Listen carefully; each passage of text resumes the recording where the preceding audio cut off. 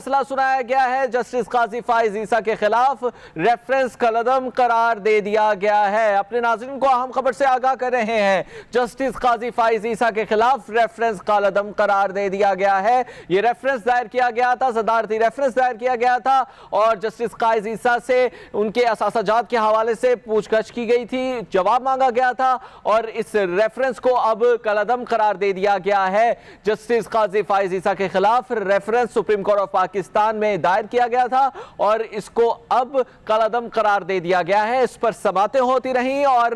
جو وزیر قانون فروغ نسیم تھے انہوں نے حکومت کی نمائندگی کی ہے استعفیٰ دینے کے بعد اور اس کیس میں بطور حکومتی وکیل پیش ہوئے تھے۔ اس اہم بڑے کیس کے اندر انور رضا ہمارے ساتھ موجود ہیں۔ انور رضا، محفوظ فیصلہ سنا دیا گیا ہے سپریم کورٹ کی جانب سے، کیا فیصلہ دیا گیا ہے؟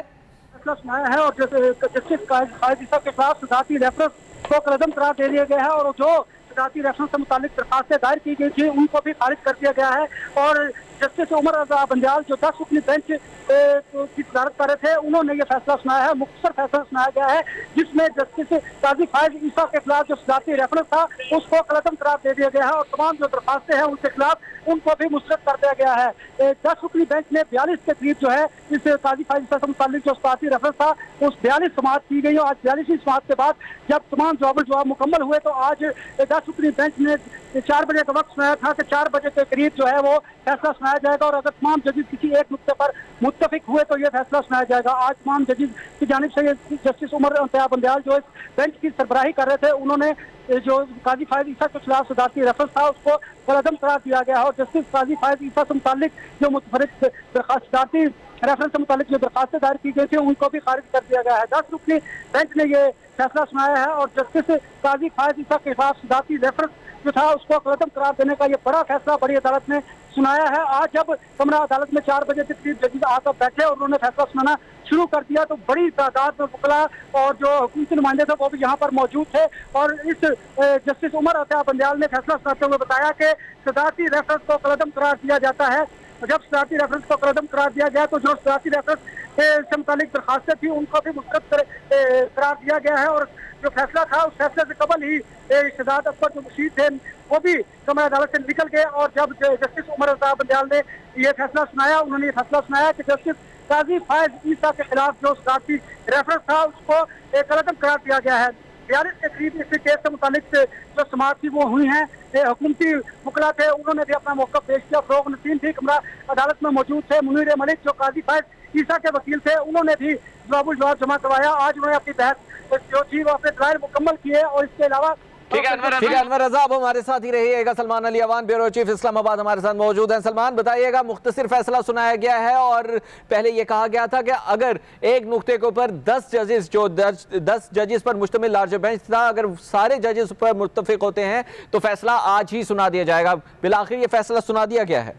جی بالکل، پاکستان کی عدالتی تاریخ کا اہم ترین معاملہ تھا، اہم ترین مقدمہ تھا جس کے مدعی خود پاکستان کی عدالت کے ایک سینئر جج تھے، جسٹس قاضی فائز عیسیٰ تھے اور ان کی جانب سے اپنے خلاف ہونے والی کارروائی کو عدالت عظمیٰ میں چیلنج کیا گیا تھا اور اس چیلنج کیے جانے کے بعد دوران جب سماعت ہوئی تو سماعت کے دوران مختلف قسم کے قانونی پہلو سامنے آئے، مختلف قسم کے قانونی نکات سامنے آئے، جس کے بعد آج بالآخر سماعت مکمل ہونے کے بعد عدالت عظمیٰ کی جانب سے جسٹس قاضی فائز عیسیٰ کی تمام جو درخواست تھی صدارتی ریفرنس کے خلاف اسے قبول کر لیا گیا، منظور کر لیا گیا اور جو صدارتی ریفرنس ان کے خلاف دائر کیا گیا تھا اس کو کالعدم قرار دے دیا گیا اور پاکستان کی جو مختلف بار کونسلز تھیں جن کے وکلاء کی جانب سے آج بھی کمرہ عدالت کے اندر اپنے اپنے دلائل دیے گئے، بیرسٹر رضا ربانی جو تھے وہ موجود تھے، اس کے علاوہ بیرسٹر حامد خان نے اپنے دلائل دیے، تو ان تمام دلائل سننے کے بعد سپریم کورٹ آف پاکستان کی جانب سے اس اہم ترین مقدمے کا فیصلہ جو ہے وہ سنا دیا گیا ہے اور جسٹس قاضی فائز عیسیٰ کی جانب سے جو درخواست دائر کی گئی تھی اس کو منظور کر لیا گیا ہے اور اس کی منظوری کے نتیجے میں ان کے خلاف جو صدارتی ریفرنس دائر کیا گیا تھا اس کو ختم کر دیا گیا ہے، اس کو کالعدم قرار دے دیا گیا ہے اور جو جوڈیشل کونسل کی جانب سے ان کو شو کاز نوٹس دیا گیا تھا اس نوٹس کو بھی ختم کر دیا گیا ہے۔ تو ہم کہہ سکتے ہیں کہ پاکستان کی عدالتی تاریخ کا آج ایک اہم ترین دن تھا جس میں مختلف، اگر ہم اس مقدمے کے قانونی پہلو دیکھیں، اس مقدمے کے آئینی پہلو دیکھیں تو ان کی یہ تفصیلی یقینی طور پر عدالت عظمیٰ کا جب تفصیلی فیصلہ آئے گا تو اس کی بڑی واضح تشریح ہوگی اور ہمیں پتہ چلے گا کہ عدالت نے کن بنیادوں پر یہ فیصلہ سنایا गया है। बहरहाल अब हम ये कह सकते हैं कि जस्टिस काजी फाइज ईसा के खिलाफ जो सदारती रेफरेंस दायर किया गया था उसे खत्म कर दिया गया है, कालअदम कर दिया गया है। सुप्रीम जुडिशल काउंसिल की जानिब से जो उनको शो कॉज नोटिस दिया गया था उसे भी कालअदम करार दे दिया गया है और इस हवाले से अहम तरीन जो मामलात हैं वो सामने आए हैं। और जो सबसे इम्पोर्टेंट नुकता है वो इस फैसले का वो सामने आया है कि जो ARU जो है एसेट रिकवरी यूनिट है, जिसकी बुनियाद के ऊपर ये तमाम तर रेफरेंस जो बनाया गया था, उसके हवाले से अदालत उज़्मा ने अपने मुख्तसर फैसले में कहा है कि जस्टिस काजी ईसा के खिलाफ कार्रवाई करने का या उनके खिलाफ तहकीकात करने का इख्तियार जो है वो ARU को नहीं था, यानी एसेट रिकवरी यूनिट जो है वो इस हवाले से तहकीकात करने का मजाज नहीं था। और उनकी जितनी भी जायदादें हैं और जायदादों के ऊपर अगर टैक्स का मामला है तो वो मुतल्लिका फोरम पर देखा जाएगा। ARU जो है मुल्क के कानून के मुताबिक, आइन के मुताबिक ये काम करने का मजाज नहीं था। एसेट रिकवरी यूनिट जो है उसके हवाले से जो हुकूमत की जानिब से इकदाम उठाया गया था, ये एसेट रिकवरी यूनिट की जानिब से जो तहकीकात की गई थी उसके हवाले से अदालत उज़्मा ने ये फैसला सुनाया है कि एसेट रिकवरी यूनिट जो है मुल्की कानून के मुताबिक जस्टिस काजी फाइज ईसा के खिलाफ तहकीकात का जो है मजाज फोरम नहीं था। और अब जो उनकी अहलिया या बच्चों की जायदादों का मामला और उसके ऊपर टैक्स का मामला है वो डेफिनेटली मुतल्लिका फोरम जो है उसके ऊपर जाएगा। और जो अदालत की जानिब से ये भी कहा गया है कि मामला बदनीयती के हवाले से था, इसलिए रेफरेंस जो है वो खारिज किया जा रहा है। और जस्टिस काजी फाइज ईसा की जिन जायदादों के ऊपर बातचीत की गई थी, जिन जायदादों के हवाले से ये रेफरेंस दायर किया गया था कि उनकी अहलिया और बच्चों की जायदादें हैं बैरून मुल्क, तो इसके ऊपर तमाम तर जो टैक्स का मामला होगा वह मुतल्लिका फोरम के ऊपर जाएगा। जी, मुतल्लिका फोरम पर यह फैसला जाएगा। मजीद बात करने के लिए हमारे साथ अनवर रजा भी मौजूद है। अनवर रजा, बताइएगा इस मुख्तसर फैसले के अंदर एसेट रिकवरी यूनिट के हवाले से क्या कुछ कहा गया है? हमारे साथ सलमान अली अवान भी ब्यूरो चीफ इस्लामाबाद मौजूद हैं। सलमान, ये बताइएगा कि एसेट रिकवरी यूनिट के बनाने के ऊपर जो जिस बेसिस के ऊपर ये बना है, इस पर भी सवालात उठते रहे हैं, क्या इस मुख्तसर फैसले पर उसमें भी बात हुई है?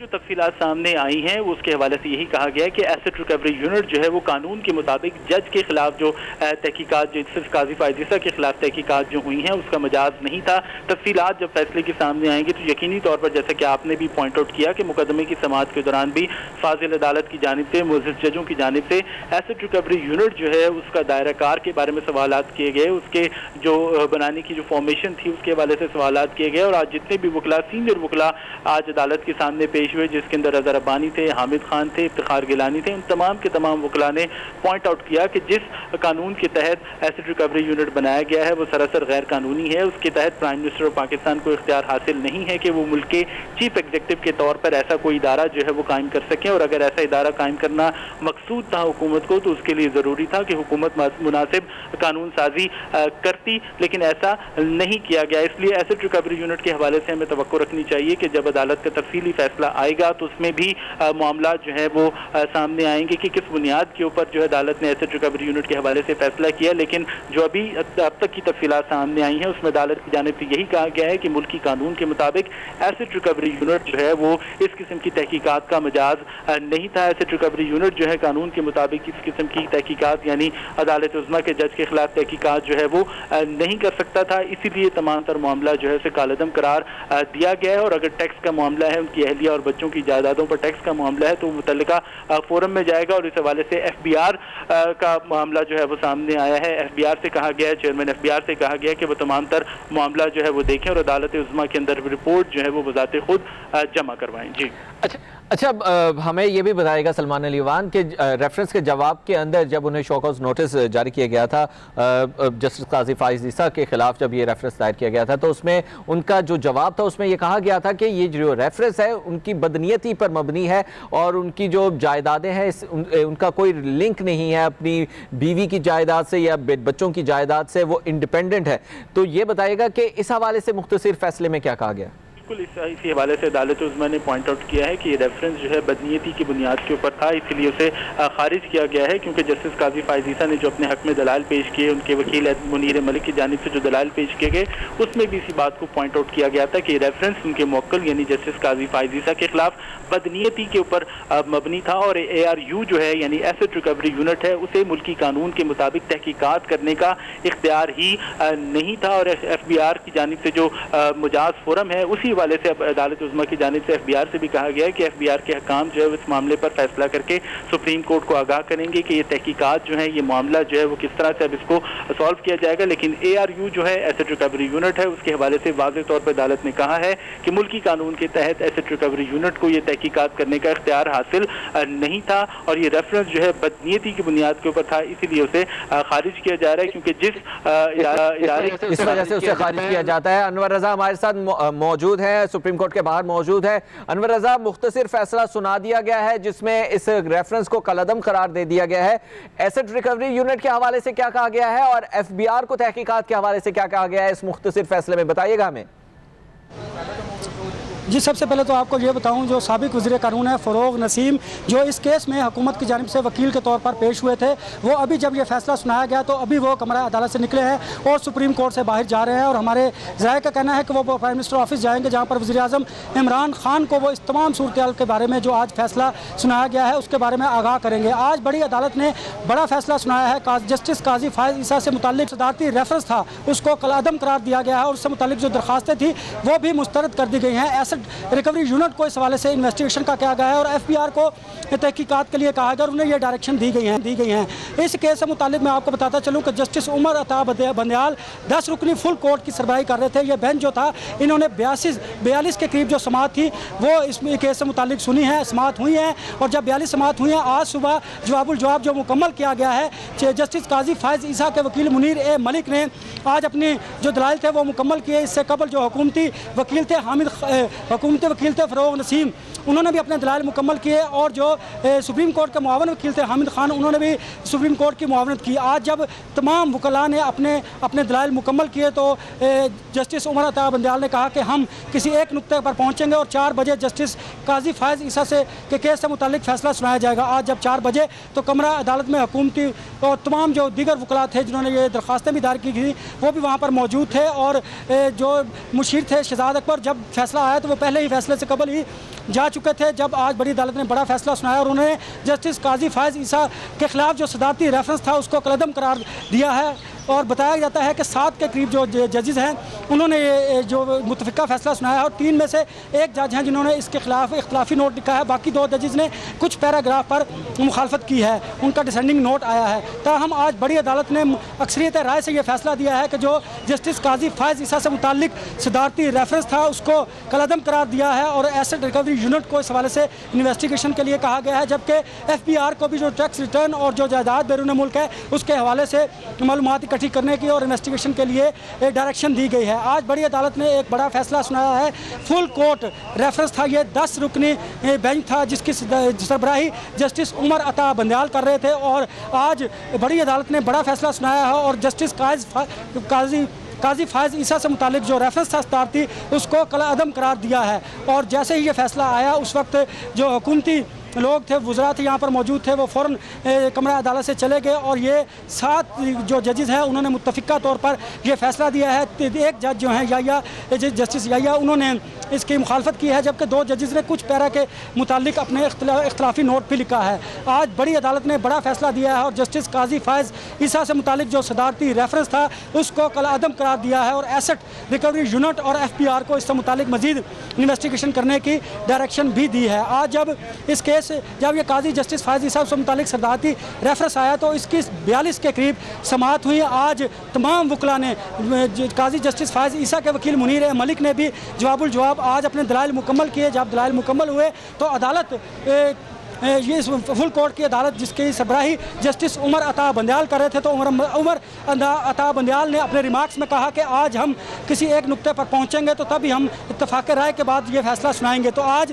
7 ججز نے اس پر اتفاق رائے کیا ہے اور بڑی عدالت نے بڑا فیصلہ سنایا ہے کہ جو جسٹس قاضی فائز عیسیٰ کے متعلق صدارتی ریفرنس تھا اس کو کالعدم قرار دیا ہے. ایسٹ ریکوری یونٹ اور FBR کو نئی ڈائریکشن دی گئی ہے کہ وہ